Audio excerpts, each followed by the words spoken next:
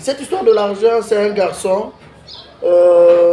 Garçon Moko, attends sa moto, attends chauffeur moto. Nous devons communément appeler le Wewa. Ah, le Wewa. Attends sa moto à battre. Mais, jour où il y a une église, na $50, il y a un pasteur à l'Issa.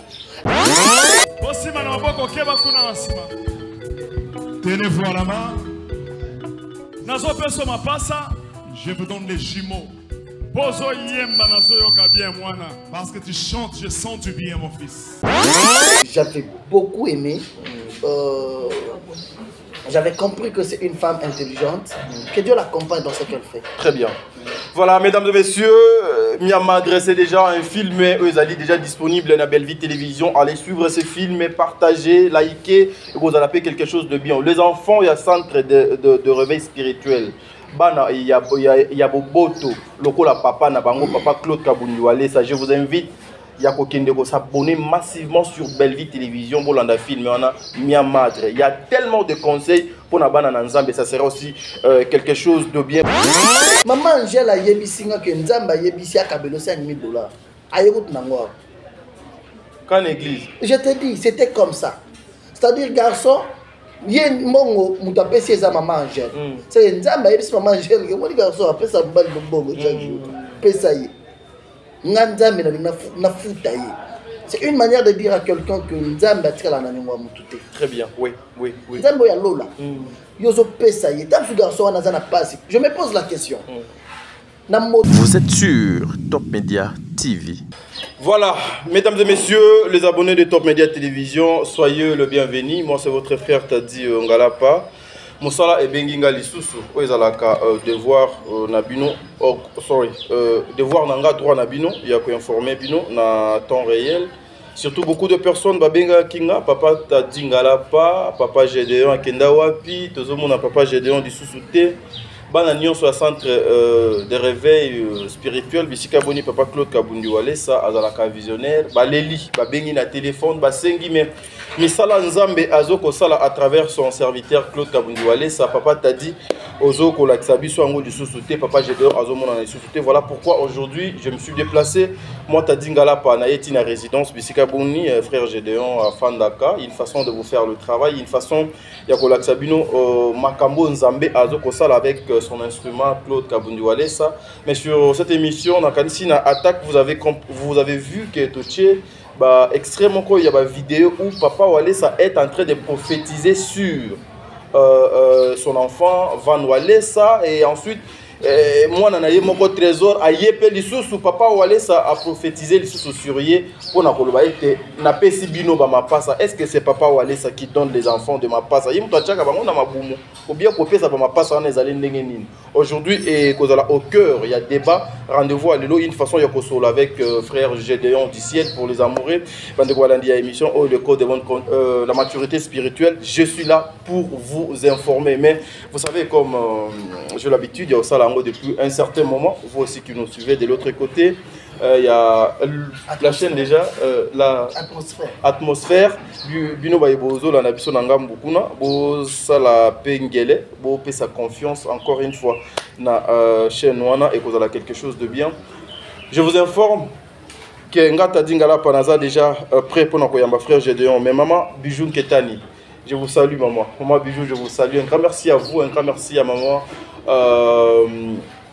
Maman Ladi Bokolox Nzambe Azala Nabino. Un grand merci à papa Jean-Pascal Leka. Un grand merci à vous papa. Un grand merci à maman Zozo, la femme de papa Noema Bakala Nzinga. Maman Deborah Lubanda Kilo Yabamère à Calgary. Maman Yvette Mba, mon frère Gédéon Oyo Yeyo. Au déranger vraiment trop. Ce qui tozo le langage moko na régie. Tozo ngana nukuna na machine et puis tozo élément Oyo. Pour continuer notre émission avec le frère Gédéon. Merci beaucoup.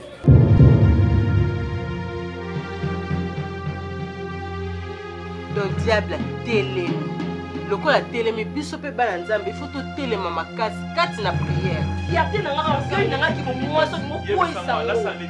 Trouver solution mon téléphone na yo. Trouver solution.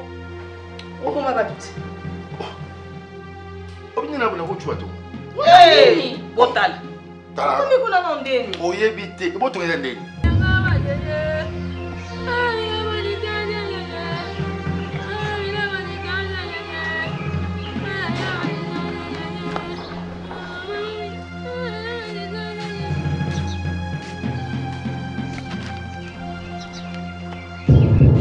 courage oyo oza nango mibali nyonso tobaa nango te. Voilà. Kaka ndenge oza jikolo. Voilà. Kaka ndenge oya kokota babokolaka oyo balesaka yo. Bobo, on a douceur te pourquoi? Tu me demandes ça la doune au succès là-bas dans ça. Tu m'expliques quoi? Parce que tu mens. Faire dans la prendre sur base de quoi? Chérie, excuse-moi la succès là-bas dans sa guerre. Faire un problème, tiens.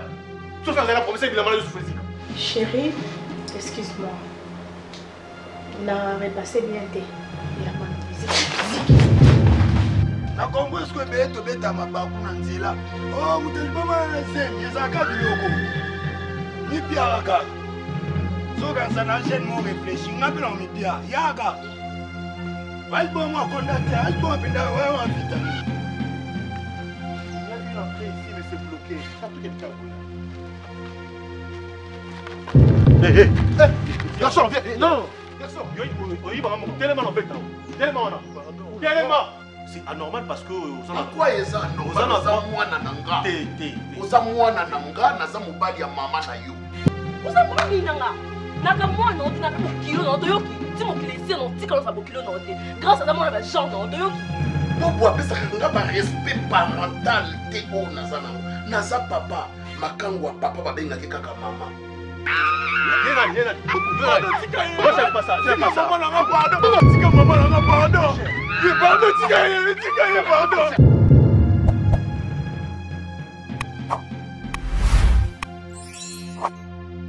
Ah, merci de retour sur ce plateau, mesdames et messieurs. Nakanisi, vous menez déjà décoration place Tofandi avec le frère Gédéon. Je suis bel et bien na résidence na Bisika Boni à Tchakamoto. Le lot vraiment na Kiti Awa, une façon et au sala musala o naie. Nandako a poto luka moeto informé bino o bouto talawana ezali le film Mia Matre o ezole ka déjà na Belle Vie télévision. En tout cas, je vous invite tous les Congolais d'aller sur ce film. Mais avant tout, quand on a un commentaire nango, tous on a nos frères Gédéon, tous mes copains ça mbote et tout bande émission avec nos frères Gédéon. Mbote.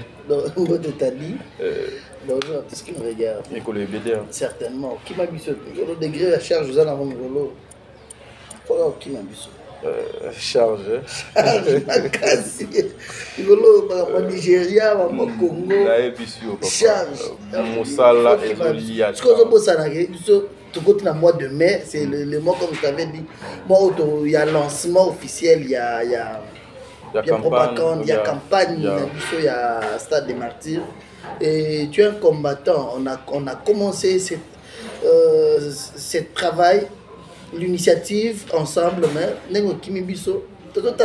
non, mais m'accuser comme ça devant la caméra qui n'a. Non, mais il y a beaucoup de gens qui m'appellent aussi. Mais c'est trop dur comme ouais, ça. Beaucoup de gens qui sont. C'est trop dur. Ouais, beaucoup de gens qui sont. Que non, t'as dit Aza trop occupé. Papa, j'ai dit. Comme ni na bien, n'a pas dans la rane Goloyo, ma Irsil, na Gomez, Sila, Nezabakas. Mais vous savez, Moussala Nzambe, Tikali, même Nzambe va punir, vous êtes absent. Non, le bon Dieu ne va pas. Vous êtes absent dans Moussala Nzambe. Que tout ce que je fais, c'est pour. Ah, oh, ils ont Moussala Nzambe. Hormis tout ça, c'est l'œuvre de Dieu. Voilà. Aux absents dans Moussala Nzambe, vous le belé. Comme ça, ça va te voir que Yomoko. Yomoko, vous absents dans Moussala Nzambe. Vraiment. En tout cas. Je te dis. Le lundi d'ailleurs je dormais, il y a une maman comme les autres qui m'ont tous, notre maman il y a France. C'est une maman vraiment maman de 80 ans. Non. D'ailleurs elle m'écrit chaque jour. Elle m'a dit mais papa j'ai des à mon Akungaï dans une autre émission. Et puis toi les saisons qui m'ont coincé yo ba question na yena c'est la kitenga na linga kaka o le ko zalaka et pas papa t'a dit. C'est quoi hier maman papa t'a dit la binoana. Non, en tout cas, je vous informe que je suis là. Nous allons. Le bas d'abord que tu es de retour. Non, je suis de retour. Je suis toujours là, sauf que j'étais tellement un peu occupé avec beaucoup de programmes, et vous savez. 2 mois, 2 mois, tout ça rend des émissions. Et s'il y allait. J'ai l'engagement de servir Dieu, j'ai l'engagement d'accompagner Papa Claude Kabundu Allez, donc je suis là, en tout cas, il n'y a rien, c'est la famille, sauf que j'étais un peu trop occupé. Boni Basangwa, Papa Claude Kabundu Allez. Très bien. Très bien. Moussala Pézo les Kamalam. Très bien. Voilà. Wanande Penabisika Biso Tozokoya. D'abord, ce que tu es en train de suivre, c'est un film, et il y a Moko Yaba Congolaise Nabiso, au nom de Belvi Kondi, une femme qui est en train de faire aussi la fierté de la communauté Nabiso. S'il faut qu'on ait un commentaire par rapport au film Oyo Mia Madre, d'abord, lorsque tu as suivi ça, extrait Oyo, au Koki Kolobanini par rapport à Yango, pour que les enfants de Dieu, il y a centre de réveil, papa Claude Kabundu, ou Alessa, qui n'est pas de l'autre côté, il y a Belvi Télévision, qui nous s'abonner pour zoaper moi et Lokomoko sur le plan spirituel. Non, déjà, j'étais heureux, il y a ces films avant Ibano. Okay. C'est-à-dire au début du tournage, j'étais avec Belvi. Bon, j'aime juste son écriture, les idées. Ah, ok. Ouais, j'aime. Vous confirmez ça aussi non, que Aza Poutine, il y a écriture aussi. Monica, on a vu ça rouge, Poutine. Je suis Aza Poutine, il y a écriture, il y a cinéma. Non, moi je suis trop. Moi, bon, là, généralement, le théâtre congolais mini, surtout la nuit, je regarde trop de théâtre. Très bien. Mais Bellevue, j'étais avec elle, je pense, le premier jour, dans le tournage. On a eu à parler, j'étais à son restaurant. Elle s'est déplacée, elle est venue vers ma table. Elle m'a expliqué déjà l'idée. Mi madre, elle m'a expliqué qu'ils allaient boyer. J'avais beaucoup aimé. J'avais compris que c'est une femme intelligente. Que Dieu l'accompagne dans ce qu'elle fait. Très bien. Voilà, mesdames et messieurs, Mia Madre, c'est déjà un film, ils allaient déjà disponible dans Belvi Télévision. Allez suivre ce film, partager, liker, et vous allez faire quelque chose de bien. Les enfants, il y a un centre de réveil spirituel. Il y a Boboto, Lokola Papa, Nabango, Papa Claude Kabundu, ça je vous invite. Il y a quelqu'un qui s'abonner massivement sur Belvi Télévision pour l'anda film. On a Mia Madre. Il y a tellement de conseils pour la bande en Zambie. Ça sera aussi quelque chose de bien. Bande Kobalandi. Awande to banda émission Nabiso avec le frère Gédéon. Vous savez que Tomanka qui est Mekolo Belé, Bopé Sabiso 45 minutes. Tout le camouette sous la papa Gédéon Mekolo.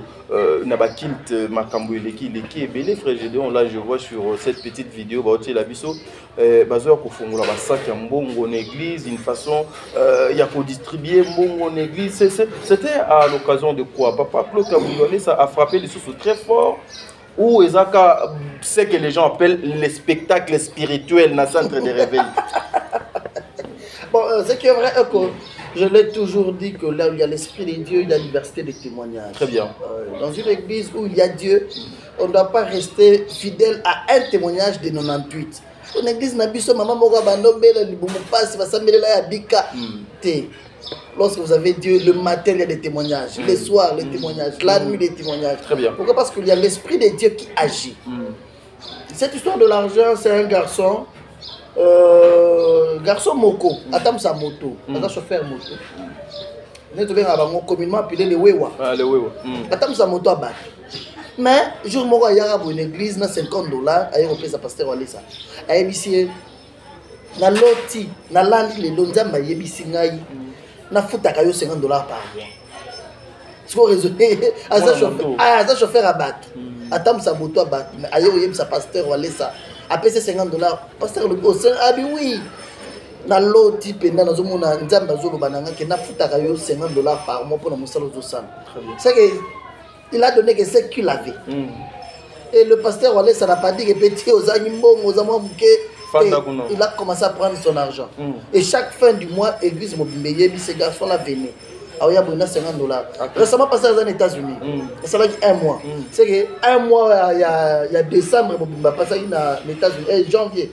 Janvier, Mobimba passé aux États-Unis. Na février, les garçons ont payé $100. Alors, mois passé, il y a un mois. Mais nous avons des moutons ici.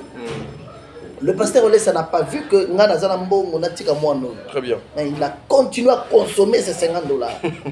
Je te dis, mais pour moi, on n'a pas mola, mais il fallait que pour moi, on n'a pas moi, il fallait que le pasteur Olé à $50. Chaque fin du mois, les garçons ont repayé sa pasteur $50.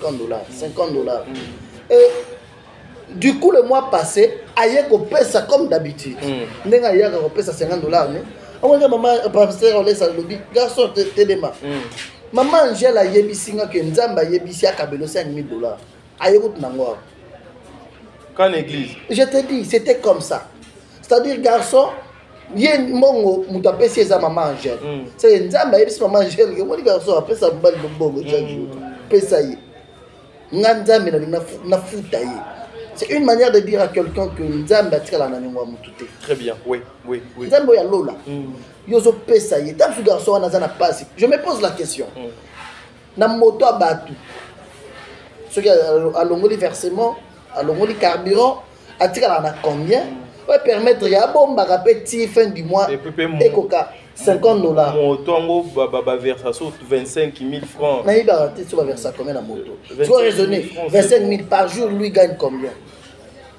Ceux qui ont carburant, ceux qui ont le versement, ceux qui ont le moi li pour au lit à moi secret au mela, moi malé au rokota au bon moi ndaka batam so futaka ou bien cause la tam balala taba ndaka ba camarade, il y a pas là-bas.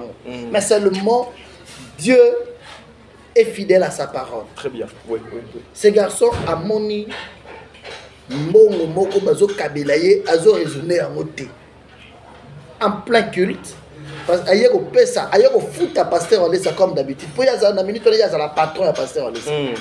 Pasteur Olesa sala musala ya ressemble la biso, ressemble le monde entier, ba futa gaye par mois na garçon ya moto. OK. A futa que $50. C'est profond, sérieux. Il est pasteur à terre, il a cassé tout ce qu'il peut faire. Mais bah foutre par mois et pas garçon à moto. On a ça nzamba yebisa pendant quelques mois à ça la Très bien. Et ce garçon là a vu ailleurs au pesa pour passer dans sa lobby. Maman j'ai la yebisa qui nzamba lobby à kabela yo $5,000. Maman j'ai la yenango. Le au monde ba yenango wana ayenango na franc congolais. Dans les 11 500 000 francs quelque chose. Mais frère, j'ai dit, Zéla n'a tout qui est malé, parce que et puis le taux du jour. Zéla, toujours y a 11 500 000. Et on a quoi une place maintenant, et bien mais frère, j'ai dit, on kabezali ma bêtise. Nous savons tous que couple on a, ils allaient couple béni. Au pays et bazo ko bénir pe bande ko misusu. Mais pourquoi toujours koya ko sala ngo na média ko filmer caméra église kasi église média pe zalaka wana le bande sala une église na média c'est autre chose que ne ko sala on a télévision dans une émission le bande église na silisa merci na église na kati na église na chair na kati na église na chair wana média pe zalaka. Pourquoi ne pas ko kata ba caméra pour dire que maintenant le caméraman, Nini, en tout cas équipe technique, Bokata Image, nous voulons passer na makamususu oizali des choses secrètes. Oyo mukili et mon ate menzambe amona okabeli papa tika na sa question na ngai te na kosunga ngai te pona za na question oyo donc doyebi question na ngate. Pourquoi ne pas le faire comme ça que il faut ka ba cameraman faut ba linga ba ya ba filmer ba mona ndenge bazo ko pesa mutu wana mbongo omoni peut-être quelque part aussi ezalaka exposé ou bien koteka makambo o nzambe azoko sala à travers papa Claude Kabundu Alesa. Une bonne question alors si c'était ça la question. Je suis content, je te réponds en deux volets. Ok, papa. Premièrement, chaque fois garçon a repris $50, il y a pas à l'église, on a pas tout le monde. Tant qu'il y a refoutu à pasteur $50, tant qu'il y a refoutu à l'église, il y a repris $50. Tout le monde au papa na loti bazo yebisanga na futa go $50 par mois. Et les l'église bato mona. Tu vois comment jour nzamba bazo pambola yeba ke boma ona ndako. Je ne pambola nzamba boma ona ndako. Il faut que tika yango bo deuxième volet ko yangwana. Il faut que lakisa monde entier ba yeba que Dieu existe. Je t'ai dit au début c'est que nzamba tika na nyongwa mutute. C'est-à-dire monde entier fallait ba mona que nzamba ya sola tika na nyongwa mutute. Comme ce garçon, il venait donner chaque fois. Dieu aussi l'a béni au vu de tout le monde. Écoute, t'as dit, la bénédiction de l'Éternel est bomba magaté. Nzamba pambola jamais moutou na toilette. Nzamba pambola te moutou na lalega boye na pas mola nzambe monde entier monaka. Pourquoi? Parce que nabato ba lokaka moutou, nabato ba blokaka via batu. Faut ba monaka ça c'est la main de Dieu. Même Moïse et pas Pharaon. Tu peux Pharaon comprendre que Moïse nzambe moutou tindi pour libérer ban Israël. Il a fallu que Dieu puisse faire des choses. Souka Pharaon andimaki, ça c'est la main de Dieu. Très bien. Mais est-ce que c'est important que lokola mwana nande kwana mobali ayaka kopesa en public? Il faut payer monde entier, payer monde ndenge papa apamboli en public. Il faut monde entier ba yeba. Parce que quand la Bible lobby o epesa mi na gauche, droite yeba te papa. Tadi yo yeba ndenge nini ke Yesu azalana bato alesa bango mapa po ekomama akasi po caméra ezalaka te mais soki ezalaka ebimana bible wana oyo donc ekomama sa ezoko représenter kaka mais c'est yango on est la kati ya bible la bible dit bolongola eloko te bo bakisa pe eloko te na oyo c'est komama n'est-ce pas Yesu yemoko azoloba lorsque les disciples de Jean-Baptiste sont venus le voir pour lui dire oh Jean-Baptiste yemuto a annoncé que oh azoya lekinga c'est qu'il fallait gayer baye très bien Jean-Baptiste mutoye azoganga na désert bobongisa nzela nzambe wakoya akozala boye il expliquait sur le Messie. Mais lorsque le Messie est venu, Jean-Baptiste se retrouve en prison. Yemuto a baptisé. Or Jean-Baptiste, lorsqu'il baptisait les gens, et comme il tourne à Jésus, il a dit je suis incapable de rebaptiser. Jésus a passé pouvoir et c'est non Messie est baptisé. Il y a des gens qui ont baptisé, ils sont différents. Ils sont différents qui sont baptisés. Bref, on est que lorsqu'ils ont baptisé Jésus, là les font. Pour la première fois, Jean-Baptiste a mona. Ndeke. Et où tu dis colo corbeau et pigeon plutôt. Et il était le métier dans ma péka Jésus. Vois, c'est lui, c'est mon fils bien-aimé, à qui je mets toute ma confiance. Boyo Kelaye. Jean-Baptiste a yoki ango. Mais muto wana kaka oyo baptisa au mona ba mama mine ndebile ba congolais vous arabo. Marambo muto yoka ozalaka na ye oyoka tant ozo baptiser yo mona différence na ba tosu. On se retrouve dans la prison, ozotinda oyoki makambo mine nezo salema.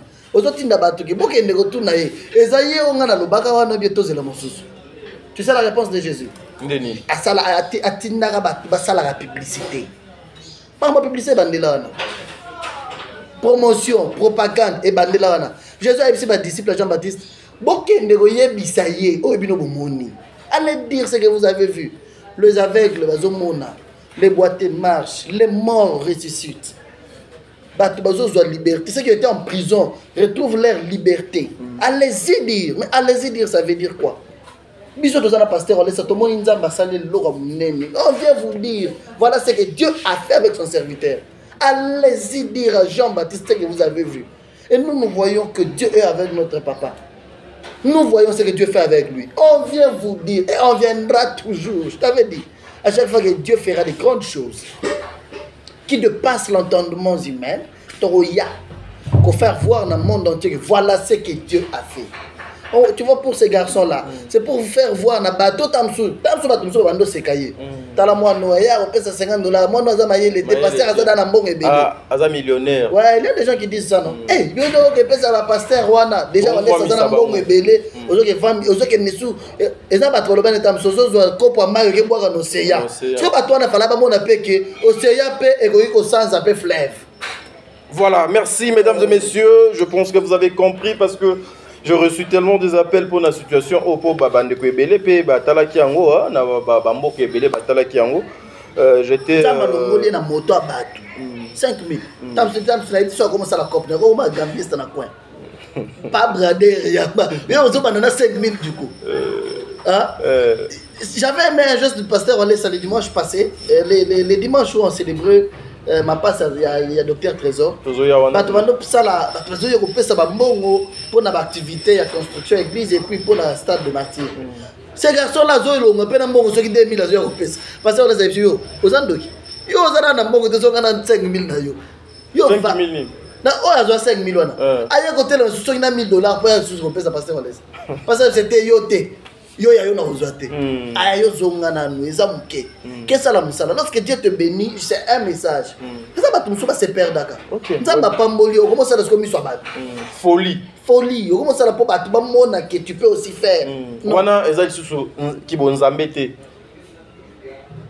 et loko ya bien o nzamba pambola keza o utana motema ngo mona bato bakena na l'église que pour baser bamonanga pour batwana bamona ke na lata kiboye bamona ke na ko sala boye batelemi tozo luka $1000 telemi ki pesa zo tambola lolendo je vous informe que bo pesa kanzambe te nzambe bo pesa ke na motema j'ai vu un garçon na yeba ya zala peintre décorateur hein na yeba so comment ça la cop ni j'ai vu le dimanche pasteur Olé Salobi l'activité toza na ngweza munene 10000 nazala posa mutapesa $10,000 mwana muke ayemba ngozole la kangi parce qu'on laisse na makolo alors bina yo ki bazo bisanga na lito il pesa 10,000 nazo pesa parce que attendez yo o pesa bina o pesa ozwango web non il n'a même pas pris 20 minutes parce que atileka loboko ko ya la muika boya bimimbango moto ti na ndako na ye so na banque so na ndako moi moke yemba on a 10 000 azolela osele yango pasteur Wallace après tu vas na bureau to solo là qu'est-ce qu'il m'a dit alors tu vois ce garçon là il n'a pas donné l'argent il a donné son cœur c'est-à-dire motema na ye pesi nzambe oyo aza nango tam to azaka na 13 millions nani na pesa nzambe 10 millions wana eza ce qu'il faut à Abraham ozana mwana ka moko na mwasi mwana moko ya promesse Isaac so bazo senga yo ye Abraham azo bisa Isaac tokei ndenge tokendaka chaque fois ngomba kosamela Abraham le meilleur tokendaka tozalaka na offrande tozala na agneau ya kopesa mais wapi yango namoni mbeli namoni koni membeka eza wapi papa na dit Abraham Dieu pourvoira c'est-à-dire tu as bon monde tu nzamba pambola lorsque tu as un cœur qui est prêt à te donner pour Dieu. Tu ne donnes pas pour battre mon aïeux, mais tu sais que je donne à Dieu. Et Dieu est dans ce que tu fais. Très bien. Mesdames et messieurs, vous savez, les bons dieux ne mentent jamais. À Kosakate, à Tikalapé au Kosate, voilà pourquoi nous devons toujours faire confiance à notre Dieu. Nous devons toujours couper sa corps, âme, esprit, union sur Yabiso et Panaye. Parce que tôt ou tard, Bilakanaye et Kokisama. Ndekona biso Van Walesa Ayemba Bilakana Nkolo. Torchon wana ba négligé ki lobby, torchon wana ba bois kela ki soyi lobby kaka yango wana nzambe a utilisé ye epangusi sonia famille. Donc Dieu est capable aujourd'hui ya koya maya misu na yo wana etangaka nuit et jour. Le bon Dieu est capable de venir pour na ko empêcher yango etanga lisusu te, mais c'est plutôt pour que affaire arrêter Maya Misuana et la société et Kauka. Anna avait trouvé la solution pour la oignon sur humiliation, oignon sur donc l'attaque à Vinaye. Dieu Aza P a otikalaka kozalaka nzambe. Voilà, tokozonga sous nangambu ya régie. Cette fois-ci vous allez nous supporter élément Oezali il y a 8 minutes. Suivez d'abord élément où il y a 8 minutes et puis tozong avec le frère Gédéon une façon il y a comme ça l'analyse il y a élément oyo à faire il y a banama passa au papa Claude Kabundu Walesa à distribuer qui wana ngainde non loba frère Gédéon akuluka moyen a mekape ko sunga biso lokola papa Walesa tozali na moyen ya kozwa été papa Walesa qui est en train de distribuer bana ya mapassa et pas ya bana na ye moko. Suivons d'abord ça et puis on se retrouve justement après. Merci.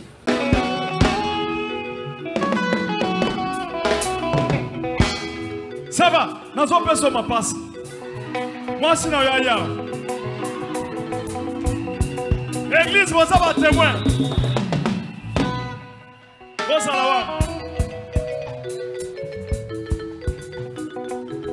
aussi, nous avons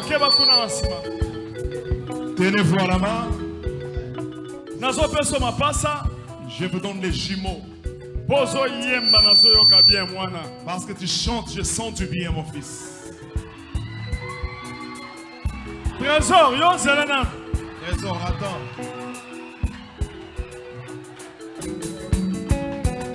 Église, vous avez un témoin. Je vous prends en témoin, église. Je donne à cet enfant les jumeaux. Parce qu'il chante bien. Et je sens du bien. Garde le Dieu de ton père. Ce Dieu va faire manger des choses. Je te donne le jumeau. Seigneur Jésus-Christ. Seigneur Jésus-Christ. Parole. Tu m'as donné la parole. Parole vivante. La parole vivante. Parole de la vie. La parole qui a la vie. Cet enfant, je lui donne le jumeau aujourd'hui. Il va mettre au monde le jumeau. Comme j'avais donné à sa mère le jumeau. Je confirme ça. Confirmé au nom de Jésus. Au nom de Jésus. Je vous impose la main. Que mon Dieu soit le vôtre. L'église vous a témoin. L'église vous prend en témoin. Je leur donne le jumeau. La puissance de Dieu va te toucher. Au nom de Jésus. Nom de Jésus. La puissance de Dieu a te toucher, ma fille. Au nom de Jésus. Au nom de Jésus.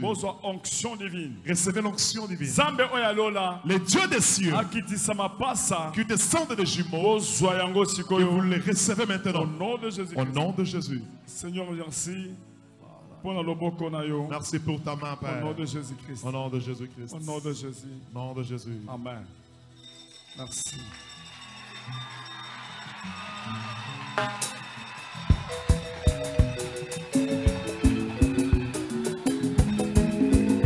Trésor. Le colosa violent. Comme tu es violent. Le colo profité na lipamboli ya grand frère nayo. Comme tu as profité dans la bénédiction de ton grand frère. Nazope sope ma passe. Je te donne aussi les jumeaux. C'est un Dieu de sanctification. Au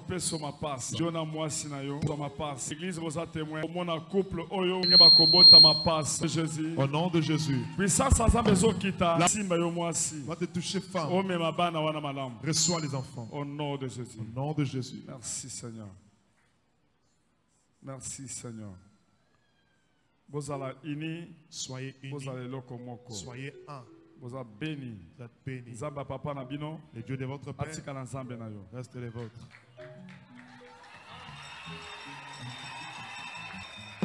Nous allons comprendre. Je ne comprends pas. Pour bloquer kuna. Que personne ne passe bloqué. Que personne ne passe. Yo eko lukanina. Ma passe à papa.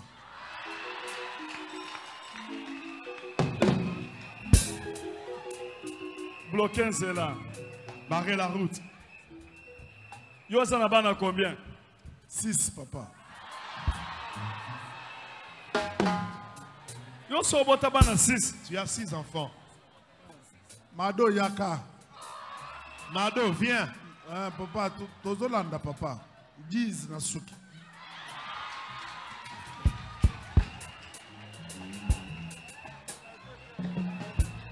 Mado. Ozawapi. Où es-tu Mado? Yaka mapasa yango yo. Maman Jean-Ken, bakan hôpital après 1 heure, babengi ngai, abimisi mwana liboso après 10 minutes, abimisi yang mususu mibal. Agomi papa mapasa, bana mibali mibale.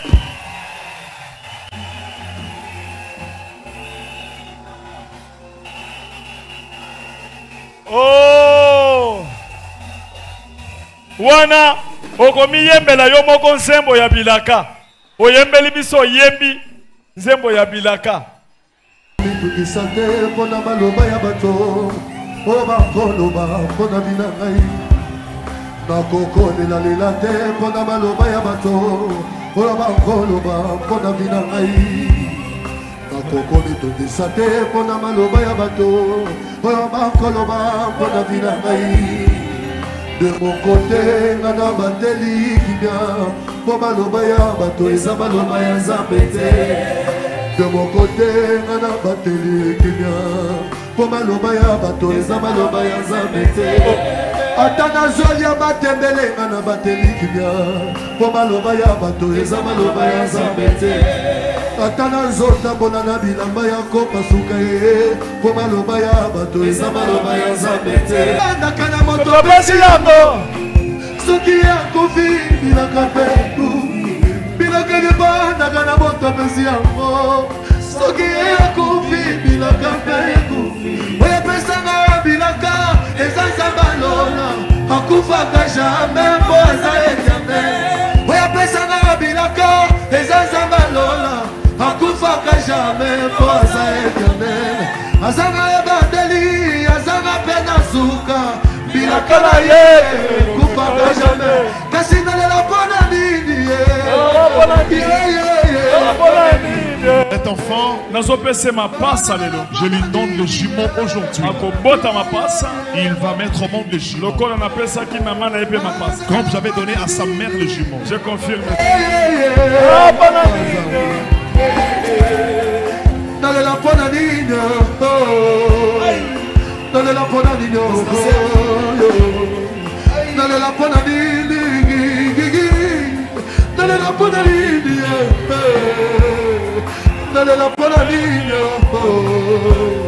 Amen. Wane zaki défi pour nga pena 2019 moi jour moko nazote ya wa van wa banda ko yemba na ebisi van soko yembi malam na ko pambono na bana mibali et jour wana trésor pe ala moka kaye na mwasi na ye na pambole batebele ba yaki ba filma ki jour wana et puis na pondeli pona ye siko yetikala ki osi ye abondela rapona batu babotaka mais pona oya ye bana bazobota te ngala bi me bana nanga ba robota Nzamba pesaka na temps. Trésor, le colossal violent. Comme tu es violent, Lokolo profiter na lipamboli ya grand frère nayo. Comme tu as profité dans la bénédiction de ton grand frère, Nazope sope ma passa. je te donne aussi les jumeaux.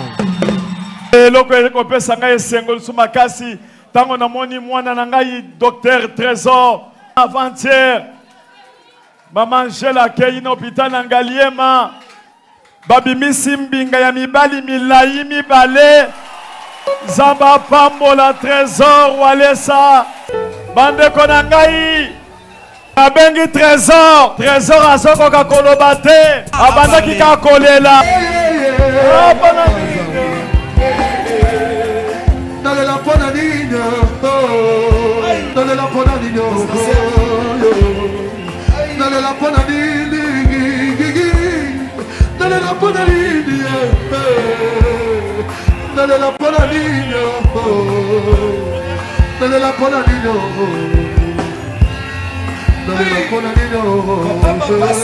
Voilà, merci de retour sur ce plateau. Bandeko Balandina Kanisi, wana bomoni témoignage, il y a prophétie, il y a Papa Claude Kabundu Walesa, lokola David, lokola Bayembi Oyo, Bayembaka à l'époque, lokola ba Oyo ba Chanzola Kanza, mais lokola ba Oyo batombola Kangwende ya Papa.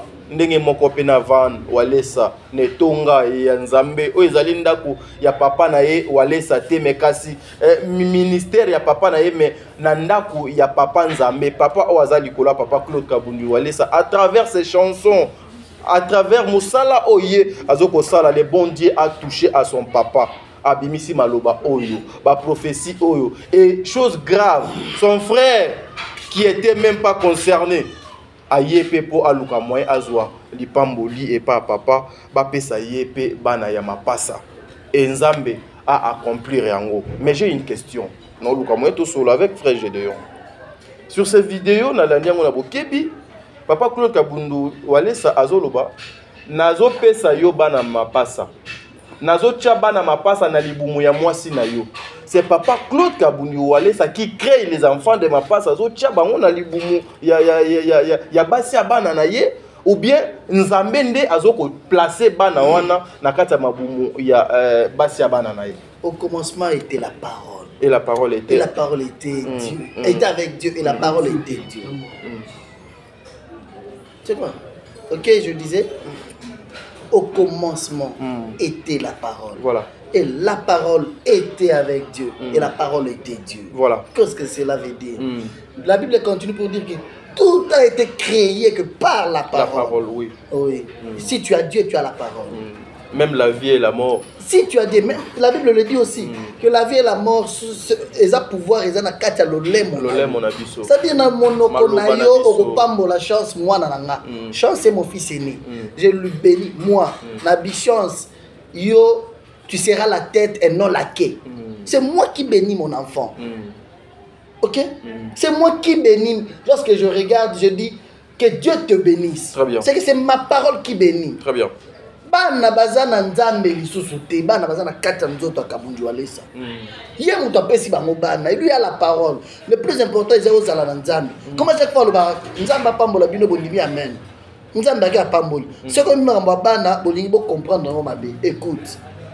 Je te donne un exemple bien. Pierre et Jean bazo kota na temple ba moni paralytique avandi. Paralytique avec un rôle ya kosenga batumbongo chaque jour. Liboso à temple. La Bible dit quoi? Lorsque Poussani paralytique a tali bango, a sengi bango mbongo comme d'habitude. Mais c'est une personne qui prend la parole. Bango bazami Jean et Pierre. C'est Pierre qui prend la parole. Il commence par dire na paralytique. Messieurs, regarde-moi attentivement. Talanga bien. Parce que mouta pas le fona otala est bien. Mouta pas moula, le fona otala est bien. Très bien. Otala oyeba, yebisie talanga est bien. Regarde-moi attentivement. Il n'a pas dit, nous n'avons pas ni argent ni or. Pierre, sachant ce qu'il était, il a dit quoi à ce monsieur? Je n'ai ni argent ni or. Mais ce que j'ai, je te le donne. On donne que ce qu'on a, t'as dit. Pas Congolais, le rôle va diminuer la puissance en Zambie. On va créer là un débat. Je suis passé dans plus de 15 émissions où la même question revient. C'est comme si nous avons besoin de matin que Moussa Lanzam a pouvoir au Pamboula. Lorsque Pierre dit au paralytique que je n'ai ni argent ni or, mais c'est que j'ai, je te les donne. Au nom de Jésus-Christ, lève-toi et marche. À Télémi à Tamboli, la Bible continue pour dire que à côté de temple, et il leur dit que cet homme de Dieu m'a dit, lève-toi et marche. Le pasteur Wallace a dit à Van Oyembi bien, Nayoki bien. Comme c'est que je, c'est la bénédiction. Est-ce que wana peza ki bonzo tote na oyembi na yoki bien na zote ya pe bien o sepeli singa est-ce que il faut que c'est que Van chante et sepeli sa papa Claude Kabundu laisse ou bien il faut et sepeli sande toi tu ne connais pas la la Bible à lobby lié sangai molimo na ngi sepela na pambola. Qu'est-ce que tu penses? Verset wana ezali wapi to lukango parce que non mais moi j'aime bien aller Abraham avant bota Isaac il a reçu les 3 anges parce que les cas à côté ba ngona ndaku na ye lorsqu'ils ont mangé ba lié ba yoki bien ba yebisier même moi l'année prochaine moi si na yo bota pour na kopambola mutu anzala pambola te mutu aza satisfait na kopambola tati. Voilà le problème. Mouta a bien été. Les pamboli. Ah, toi, na maturité spirituelle. Mais je te dis, mais c'est ce que je t'explique. Mouta au pambola. Surtout si tu veux la bénédiction. Fais de sorte que Mouta au pambola, yo ayoka bien. Même l'histoire, il y a Esaü, na Ndegonaye. Ok? Leur papa. Qu'est-ce qu'il a dit? A sengi na banana ya lobi ayebisi moi sineki ba bengi banana yebisi bango bolambela ngai musuni na lia na yoka bien na yoka bien ceux qui na yoki bien na kopambola bino Isaac non c'est ce qu'il a dit na vieillesse na ye akoli azana banara mibale très bien alobi na lia na yoka bien na pambola. Le premier c'était Esaü, le second Jacob na banana ye.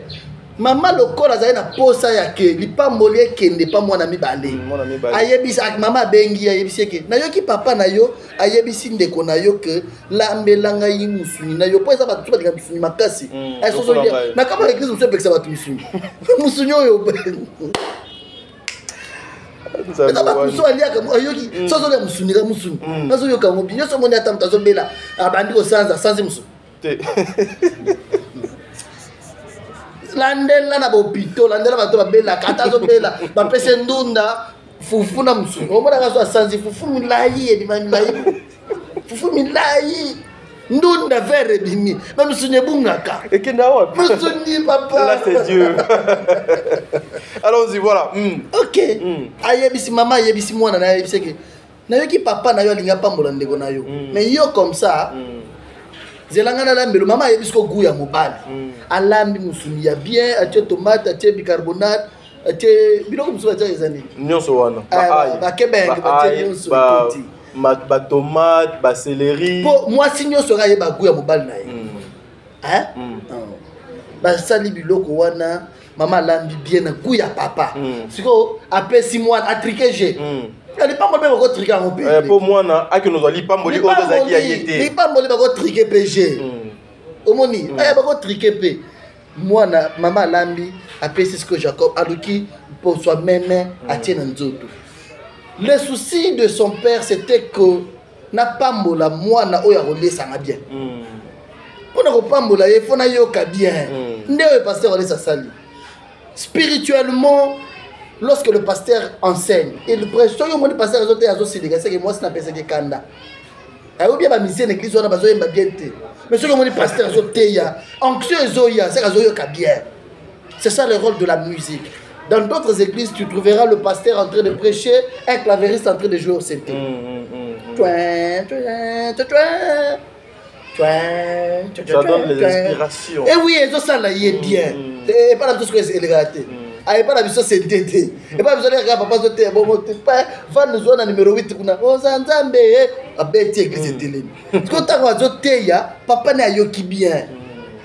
Et là il voulait le bénir. Pourquoi? Parce que ya yebi que les loti na tei na yoki bien.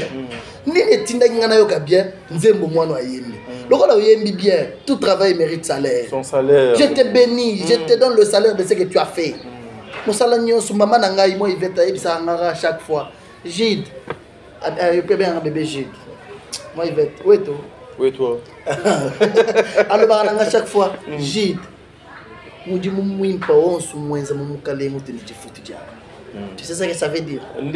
Tout bon travail fait dans le Seigneur a un salaire. Très bien. C'est-à-dire, à un moment, je peux me décourager. À un moment, je peux me fatiguer. À un moment, je ne suis pas prêt. Mais vous êtes là pour ce travail. Je me souviens de cette parole. Que tout bon travail fait dans le Seigneur a un salaire. C'est bénéfique. Je me souviens de cette parole, j'ai fait. Très bien. C'est pourquoi mon même dans des hôpitaux, la journaliste je sors. Là, c'est l'accident. Na bukana na sala accident ya mabe ba journaliste balanda ngai nazo tambola te ba mimanga na mokongo na ba médecin ba bimisanga libanda pona sa émission. Période ba mambo poitier la pasteur laisse sa poison et pasteur Kizamina lobby ba période wana ba période to no kende na ba conférence kende ba conférence de presse mais on ngape na kende conférence et puis elle a sa conférence na kende petit na bureau papa Claude ko laisse ngape na ke aujourd'hui j'étais hospitalisé mais j'avais accepté de travailler. Très bien. C'est-à-dire le salaire existe dans tout ce qu'on fait pour le Seigneur. Très bien. Van Ayemi papa n'a eu qui bien. C'est lorsque Ayoki bien a décidé à Pambola. Il a béni son fils. Et puis, trésor ce qu'il y a. Au moins, histoire, il y a Esaouna Jacob, Esa Maman Trigége. Mais autre, on se mit balayé sur place. Père, il n'y a pas de mal. Donc, c'est ce que la Bible nous dit que beaucoup il y a des colos, ils ont quoi appartenir à la violence. Ouais. C'est-à-dire, violence au Balobacapo, Batubele, Bakansakaso, Zamakasi, Penado Beta, Kabatunanzela, non, c'est pas ça. C'est ce que Trésor a fait. Oh, Trésor a profité à l'obé. Oyebi, biso ba tozana pasteur olesa. Toye bakaye, toyebi o eza suyete. Ah, biso toye ba moment wa za suyete. Ko Trésor a comprendre que nenga papa bengi van. Alobi nazo peso mapasa, c'est que eza suyete. Et loko za kati na ende ko pambola. Très bien. Ya mo Trésor mbala mo kinzo moi sina ye na ye. Alobi Trésor nini ngai pepe sanga mapasa. Ah, eloko eza usko ya zangaka. Eza fala pala makaka pe ngombe ya bien. Aya na ngona même moment na ndeko na ye. Papa, ngape pambola ngape. Ouais. Ne l'autre Trésor a sali. Très bien. Trésor, il n'a pas attendu que, hey, comme tout ça, hey, ça bien, papa, pas mon grand frère, nanga. Il y a le rien, ça c'est pas encore mon papa qui parle. Ça c'est Dieu en lui. Très bien. Comme c'est Dieu qui parle, il a profité, il est violent, il a amené sa femme. Le papa est, papa, ça peut biso ma passe. Ça peut besoin. Ça peut biso ma passe. Et puis papa n'a yé, c'est pas une phrase n'a yé. Yo quel a oublié bayoka. Trésor, le colosa violent. C'est-à-dire, lui-même, le pasteur, ça savait déjà que la bénédiction était pour Van. Ce n'était pas pour Trésor. Mais à l'objet, Trésor, le colosa violent. Très bien. On profitait de la bénédiction à grand frère Nayo. Yopé, Nazopé Sayo. Mais Azalaki Nango, moi, ma passe est belé. Azala papa Sawana, Yabising un jour, on a le bijédère. Nazala Tubana, Bazana, Nanga, Takala. C'est belé, Bazosoki combien. Tout ça, Abissu Mikolo, ils sont dans la chambre. Bazo si magana makolo habi tubana tuzana ndaga bitakala bazo soki sisa alors bien mo to musu bazo zo courage ko ngoma tatina mbeto na habi na chambre na couloir na chambre nyoso na koti saka yo tubana bakainga na makolo wawa omoni c'est-à-dire il a dit na minute oyo et moi je m'adresse na basi nyoso babota kate na vie weka bundu ale sana aza mutu te papa wana akenda tabi na biso batozo bosa l'histoire. Parce que on matin na ngomba akitara akenda mbujimai aye alobio nazoluka basi nyonso babota kate baya kozwa bana na ye na bana avana na se l'église bana ya lobi natandi bana wa basi mwasi nyonso za posa mwana ya kozwa basi ya kondima baye physiquement ozomona eloko te mais spirituellement bana bazalaki. Voilà comment est-ce que Bassi va s'embêter. Les yeux en moi, Bassi va s'embêter. Il y a vendu quelque chose. Abimisa votre parole. Il y a vendu le boya aux abats dans la ville au Bango. Une année, 5 ou 6 mois. Azu avion. Azu ina mbujimai. Car même place à l'objet. Bassi va aux abats dans la Saraba dans Bassi. 500 balles. 500 Bassi va 23 ans, 14 ans, 8 ans, 10 ans de mariage sans Kobota. Bassi va 500. Et ça le matin. Tangana pasteur Mokonzamba utilisa ebongo. Très bien, voilà. La télé c'est le temps. La télé. Papa, non, papa, la télé c'est le temps. Et ça les maté.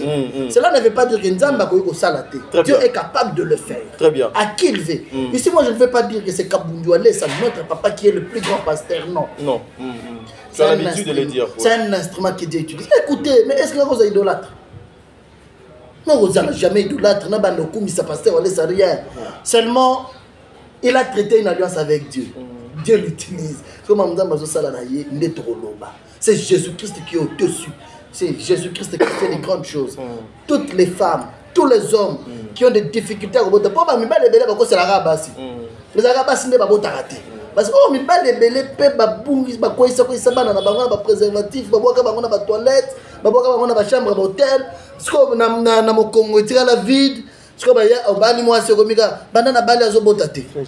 Oh yemoko papa. Nous sommes arrivés là-bas. Non mais je te dis parce qu'il y a des hommes oh yo balatsaka. Non mais écoute, t'as dit ngalapa. Il y a des hommes qui de même na jeunesse na bango na vie na bango passé bakangisa yo kangisi bana na basashe boyo kangisi bana umesani nango basilisa bana nyoso nani na impudicité tabatu ba ok bakangeli bana basilisi bana na ba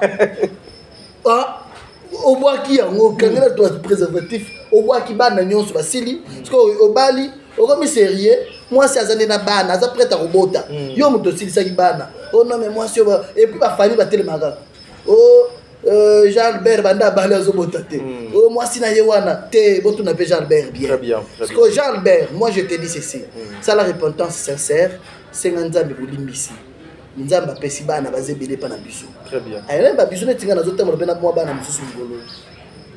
Baza. C'est biso. Nga zotemba bana. Te baza ben. Baza na nga. Je te dis moi, nga za mwana walesa.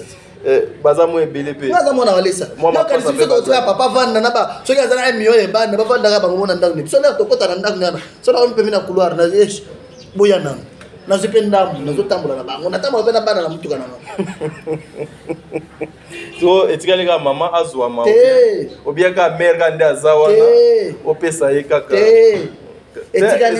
etikali ba so bazana mabala babota kate so benyo no de Dieu Jésus-Christ Dieu de Walesa na pesi ba papa je de to longwa wana na tuni kaka olobi ozana bango mwa ekolo na zaba ne belé ngolo ozana bango mwa ekolo eza kaka mama ya bato ya kondima o bazotala nga o babota te na vie au nom de Jésus-Christ le Dieu de Walesa so na bengai na déclarer na kabeli bango oyo kantsanga nde nazo commencer à bota ne allo putain. Voilà, mesdames et messieurs, nous sommes arrivés à la fin de notre émission. Vous savez, la télé, c'est le temps. Ah non, il fallait tous ce temps et belé pour tout sur la masolo, pour ils belé. Tout ce qui a frère Gédéon, on a 1 minute. Ma programme, il y a Stade de Martyr. Le 14 juillet, on a Stade de Martyr. Vous en avez veillé, Je fais l'appel à tout le monde pour tous les autres à la bus. Même pas, je réponds bien. Raisonnez dans le stade où vous en avez combien? Ça c'est un défi migolo yo baso babota raté talaka passer wala ça ayebisa bana na 2019 kenazo pesa bino bana na 2023 bango sumi balé baboti quand nga pesa bango bana wana bana na yemi balé baboti mapasa bano bato bamoni na bana passer wala ça écoute bakoko na oyebi na c'est la par ici 1 minute hein ouais bato moko basalaka dernièrement bato comment ko finga bana passer wala ça papa na bango asambelelaka bato mususu basio babota raté babota mais bana ne moko bazobota te. Il était calme. Il a voulu les faire voir que j'ai Dieu. Merci, voilà. Écoute, merci.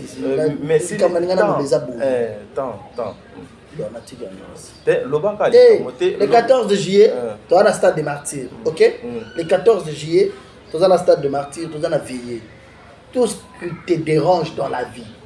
La maladie que tout le médecin que tu as déjà vu, va faire sa solution. Nous avons un docteur par excellence qui s'appelle Jésus-Christ. Il sera au rendez-vous pour tout ce qui sera là ce jour-là. J'aime une phrase au pasteur Wale Saïb à chaque fois le bara. Gédéon, Nzambe yemura yemara morosala date wana. Et puis il peut passer Wale Saïb à côté. le 14 juillet, mais pour toi qui nous regardes maintenant, connecte ta foi à la télévision. Par le moyen de cette émission, je demande au ciel d'être ouvert à ta faveur au nom de Jésus-Christ. Tout ce que tu as comme problème, difficulté, soucis, tout ce qui tourmente ta vie, cette émission prend la forme de la solution que tu as besoin. Au nom de Jésus-Christ, reçois-la. Merci, voilà, mesdames et messieurs, ça n'est fini pour aujourd'hui, mais Nazo, il y a un commentaire, moi, Moukié. Papa Claude Kabundiwale, ça, ce n'est pas lui qui donne les enfants, c'est le bon Dieu qui donne les enfants. Après avoir Koyoka Papa Gédéon Koloba. Et aussi, vous savez, Bayebaka, un bon prophète, lorsque Alobi, à Sakoli, et puis après, Bisakola Miwana et Koki Sami. Le royaume du ciel aussi, il y a Lola, et appartenant à violent. Violent, il y a Ndengenini. Oyo, bazoko tambola na débauche te, na n'importe quoi te, mais azoko bunda ya lobi que non, nazo luka Ndengenini na koki ko violer, bokonzi ya likolo pona luka moyen na kota. C'est que le frère, l'apôtre, docteur Trésor à Salaki. Donc mon frère, ma sœur, toi aussi tu peux faire ça. À travers Oyo. Boti, va na boti na janvier, fin janvier. Trésor à boti na avril. C'est par contre, je ma passe. Voilà. Na 2019, na 2023, par contre, je suis balé ma boti. Bilaka Nkolo. Et tout est toi na nzambe mubishi. Bilaka Nkolo. Laisse mubishi. Toi na nzamba solo. Bilaka Nkolo et Kogisami. Lobby Kolekalelo. C'était Tadi Ngala par la micro Top Media Télévision. L'émission, c'est la maturité spirituelle. Frère, je dois te coûter une balade. Je disais bonjour à papa Walesa. Ah, merci beaucoup. Et puis, sa maman Angèle, sa femme. Une maman bien pour nous. Maman Angèle, bonjour. Ah, ma soeur, assise, bonjour. Bonjour à Bigodé. Ah, tu as le pain, ouais.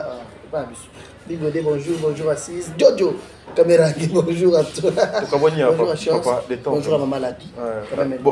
Bokolox. La femme de ton frère. La femme de mon frère, Bokolox. Tu as un problème sérieux avec moi.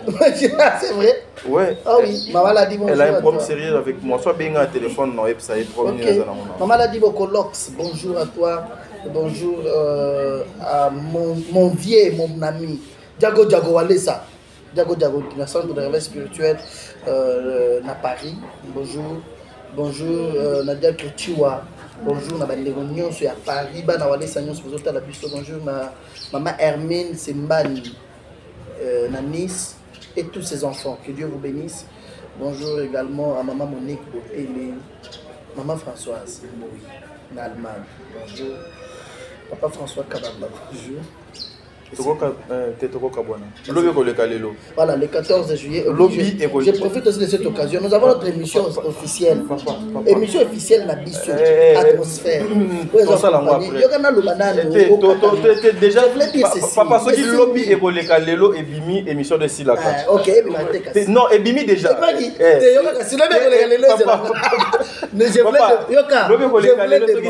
C'est-à-dire émission Sili. Je voulais demander à la Bissou que nous avons notre émission officielle. Nous avons dit, nous avons parlé avec Papa Walesa, on doit officialiser. On doit avoir une émission qui accompagne spécialement le pasteur Walesa. C'est pourquoi vous verrez, moi, je vais tourner ça, nous sommes avec lui. Vous voyez, vous s'abonner à l'atmosphère officielle. Ah, ok. Comment est-ce que nous compliqué pas? Mais ce qui lobby pour le Bimi, c'est-à-dire émission Silaka. Vous vous abonnez là, vous partagez spécialement. C'est officiel avec le pasteur Walesa. On l'accompagne partout. Tout ce que Dieu fait avec lui. Dans tout le moyen autour. Ça, là, pour botter l'amour, atmosphère et la paix. Que Dieu vous bénisse. Maman Bénouz, bonjour à toi. Merci. Merci beaucoup.